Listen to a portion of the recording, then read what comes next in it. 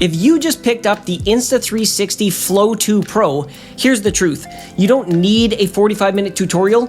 You just need the few things that are going to stop the frustration, get the tracking working, and then make you feel in control the very first time you pick it up. So today, I'm going to walk you through the essentials, and by the end of this video, you're going to be shooting with the gimbal instead of fighting the gimbal. Before anything else, you want to charge the gimbal fully through the USB-C port that's down by the zoom wheel. And it charges quite quickly, and the battery lasts a long time, typically going to last a full shooting day, but this is an important thing to do before you head out with it for the first time. Now here's something I love about this gimbal, and it's really something that just makes it easier to use and feel more premium, is although you can power it on with a button, you don't have to. You can wake it up by simply unfolding it like that. So like you see, just grab the gimbal head, rotate the arm straight up, and it springs to life and balances your phone automatically. And when you're done for the day, it's just as easy. Hold the mode button at the bottom to switch it off, and then you're going to fold that arm straight back until that little pin on the back of the gimbal clicks into its indentation. And that click is what tells you it's seated properly and it's ready to slide into your bag or if you have a really big pocket. The single most important part of setup, and believe it or not, this is where most people's problems actually start, is how you attach your phone. And you've got two ways to mount this. You have the standard magnetic clamp that comes with it, but then you also have the magnetic phone mount, which is a separate accessory I picked up and I really like, but I'm going to show you with both. With the clamp, take it off the gimbal first, then clip your phone into it on its own. It's much easier to do it like this than trying to do it while it's attached to the gimbal. You want the clamp dead center on your phone. This is really important. And then there's a little camera arrow, and that's going to point towards your phone's camera. And centering matters because the gimbal balances around that center point. So if your phone's really off to one side, the motors work way harder and your stabilization suffers. With the magnetic phone mount, this is a MagSafe style plate. So if you've got a MagSafe iPhone or a case, you can snap the phone straight onto those strong magnets. No clipping, no fiddling, no worrying about centering. It's noticeably faster for grabbing quick shots and getting set up, but there's a bonus. This has a rotating metal ring on the back that doubles as a kickstand. So you can prop your phone up when it's off the gimbal too, making it kind of a two-in-one accessory. And believe me, this one is totally worth the extra money. Whichever way you do it, when you attach your phone to the head, line up the notch on the clamp with the small raised bump on the gimbal so that it locks in flush. When it locks in flush, you're going to know, and when it's off kilter, it's very easy to tell and to fix. And here's the tip that's going to save you the most frustration. If your phone looks slightly tilted later on, 9 times out of 10, it is not bad calibration. It's the clamp simply not seated properly. So before you start blaming the gimbal, just try reseating your phone. Take the extra few seconds here and you're gonna thank yourself later, and it'll fix 99% of your problems. Two things are hidden right inside the handle, and that's a selfie stick and a tripod. For the tripod, just pull out the 3 legs out of the bottom of the handle and then stand it on any flat surface. It's perfect for setting the gimbal down or for using to track yourself. For the selfie stick, pull the top section of the handle straight up. It extends your reach for overhead shots, wider selfies, or low angle moves. And the top even has a hinge that bends up to 90 degrees and it can rotate to the side, and that side rotation unlocks a special mode that I'm going to show you in a minute. When you're done with the selfie stick, just straighten the hinge and then push it back in, but angle it slightly on the way in because the top of the handle isn't perfectly flat and it won't seat fully otherwise. So just give it a little bit of an adjustment and you're going to see it be completely flush. Let's run through the controls. There's a circular touch interface on the front with an LED ring that tells you what mode you're in, and the buttons are all laid out around it. On the left, you have the shutter button, and that's going to stop and start your recording. On the right, you have the switch button, and you can press that once to flip between the front and the rear camera, or you can press it twice to switch between portrait and landscape mode. And then if you press it 3 times, it's going to jump between the photo and video mode. On the bottom, you have the mode button, and that is the power button as well as the way you switch modes. If you press once, it's going to move to the next gimbal mode. If you press it twice, it's going to go back the other way. You can press it 3 times to put the gimbal in standby mode, and then you can press and hold the button to power the gimbal off. And then at the top, you have your C button, and this is your creative button. Press this once for a 360-degree pan shot, press it twice to jump into the 360 pano photo mode, and then if you press and hold it, the gimbal is going to do a barrel roll for some really cool creative shots.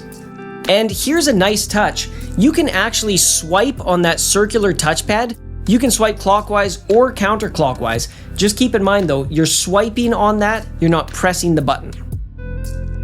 If there is one control worth really internalizing, it is definitely the trigger on the back. Because once the trigger controls become muscle memory, you're going to stop thinking about the gimbal entirely and just shoot. If you press the trigger once, it's going to stop or start tracking. So basically this is your on-off switch for having the gimbal follow a subject. Now the one you're going to use more than anything is pressing the trigger twice, because that's going to instantly recenter the gimbal back to its starting position. And this one is a lifesaver, because if you've been nudging the camera around with the joystick and everything's pointing off at some weird angle, a quick double press snaps it right back to level and dead center. If you press the trigger 3 times, it's going to spin the phone 180 degrees, so it flips from facing you to facing the other way or the other way around. So this is how you jump between selfie mode and your phone's rear camera. And this matters because the rear camera is always the higher quality one. So film your surroundings, triple press, and now you can be talking to the good camera when you're filming yourself.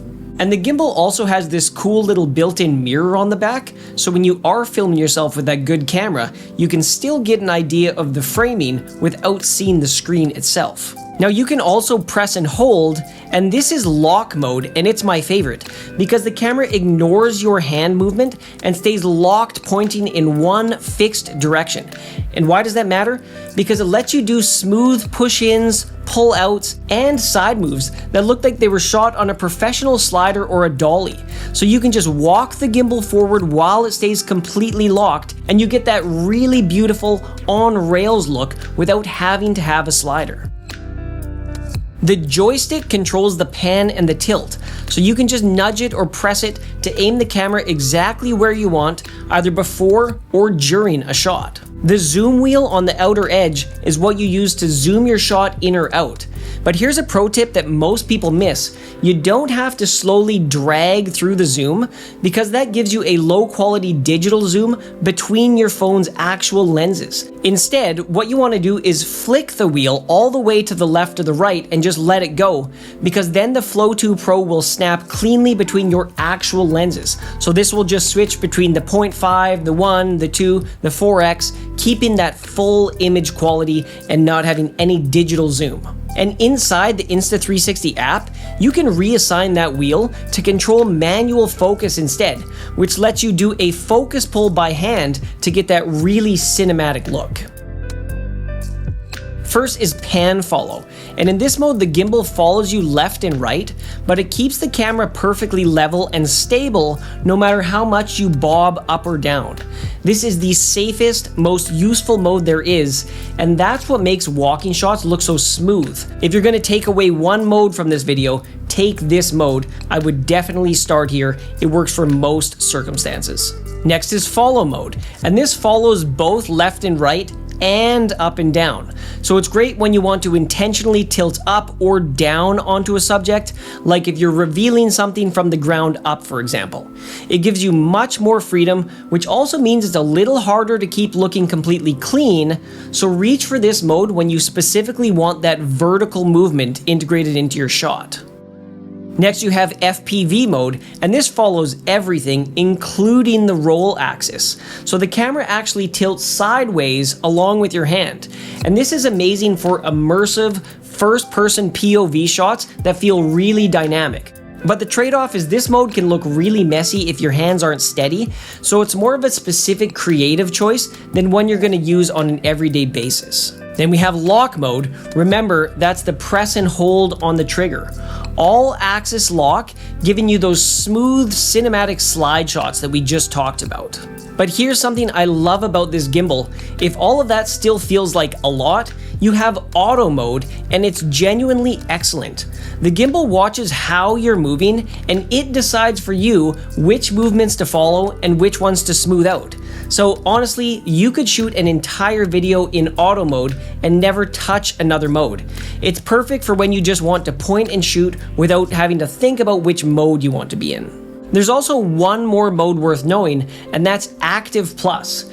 And you can think of this one as a turbo boost. If your subject suddenly moves fast, say you have a kid running, a dog, a really fast pan, and the gimbal feels like it's lagging behind, well, just press the trigger once and then press and hold it again. And the motors speed up their response dramatically so they can keep up, and it works with any of the modes above. This one really is a game changer if you're trying to do some super fast camera work. So if you only remember one thing from this section, use pan follow for walking shots, use follow for intentional tilts, and then use auto anytime you're not sure which mode you want to use. If you master those 3 modes, you've basically mastered this gimbal. Here's a feature that makes this gimbal special. Normally, the tilt axis is limited, so a straight crane move from the ground up to eye level is nearly impossible, but the Flow 2 Pro fixes that with free tilt mode. Pull out the selfie stick, turn the head up like you're filming yourself, then rotate the gimbal head to the side. And suddenly, the tilt axis has full freedom, and you can do those big vertical crane moves that used to be off limits on a gimbal. Just remember to rotate the head back to the off position before you fold the selfie stick away.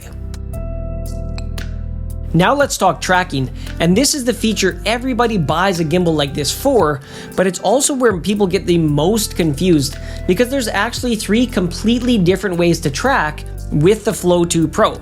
Let me explain what each one is best at, and by the end, you're going to know exactly which mode to reach for in which situation. The first way to use tracking is with Apple DockKit, and this is the most convenient one. If you're on an iPhone, DockKit lets you track right inside your native camera app. To pair it, unlock your phone, keep it on the home screen, turn on Bluetooth and NFC, then unfold the gimbal. Tap your phone's NFC area, and that's up near the camera, to the NFC spot on top of the gimbal's handle. Then drop your phone into the clamp and tap connect on the pop-up. And when it's linked, the green ring lights up solid. From then on, open your camera app and the gimbal tracks you the moment it sees you. But you can toggle tracking on or off with the trigger. And the magic of DockKit is it works in almost any app that uses the camera. So for Instagram, TikTok, even Google Meet or Teams for video calls. Option number 2 is the AI tracker, and that's hands-free tracking with no app. This is one of my favorite accessories for this gimbal, and the one I would tell most creators to grab. It's just a little module that snaps onto the front of the clamp, and you can use it facing forward for a subject in front of you, or facing back towards you for selfie mode. It's powered by the gimbal itself, so there's no separate battery to charge. Just keep the gimbal connected to your phone over Bluetooth, and then press the button on the tracker to turn it on. And here's one of the reasons why it's so good. It is completely hands-free. You don't have to use it with an app, and you don't have to touch your phone at all. You can control everything with simple hand gestures. Show your palm to stop or start tracking. So just hold up your hand and it's going to lock onto you. You can show a peace sign to stop or start recording. That means you can set the gimbal down across the room, walk into frame, raise your palm, and it starts following you. So there's no running back and forth to the phone. Not only can the AI tracker track people, but it can also track pets. It can track both cats and dogs. So for best results, stand about 0.5 meter to 5 meters away with decent lighting and have a reasonably simple, not super busy background. And one thing that I love, this doubles as a fill light.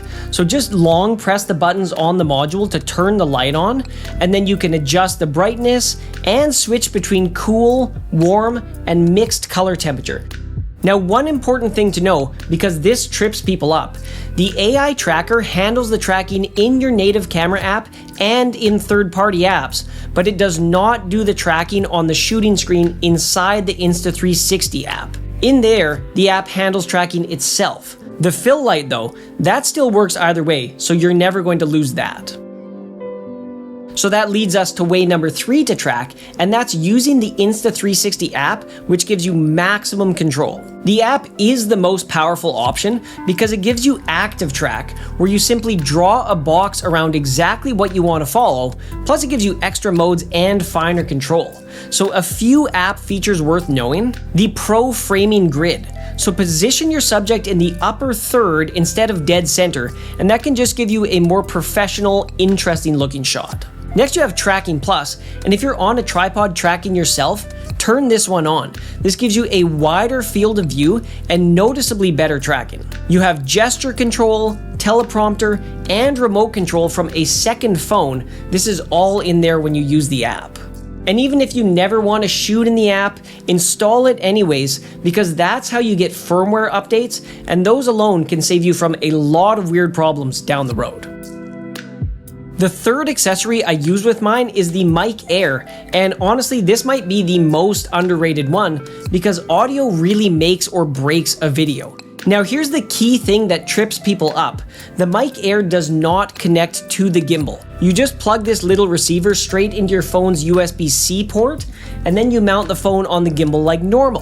The gimbal itself doesn't even know the mic exists. The audio path is entirely phone to microphone, and that's it. Then you clip the transmitter onto your shirt using the magnetic clip or the magnet, and now you've got clean, wireless audio with built-in noise reduction and an included windscreen, so it holds up even outdoors in the wind or when you're moving around. And there's a really nice bonus: when the receiver's plugged into your phone, the transmitter can actually trigger recording remotely. One more handy trick: the Flow 2 Pro doubles as a power bank. So if you run a USB-C cable from the top of the gimbal arm, that's not the bottom port by the zoom wheel, that one's for charging the gimbal, but run that top port into your phone and it'll keep your phone topped up while you film.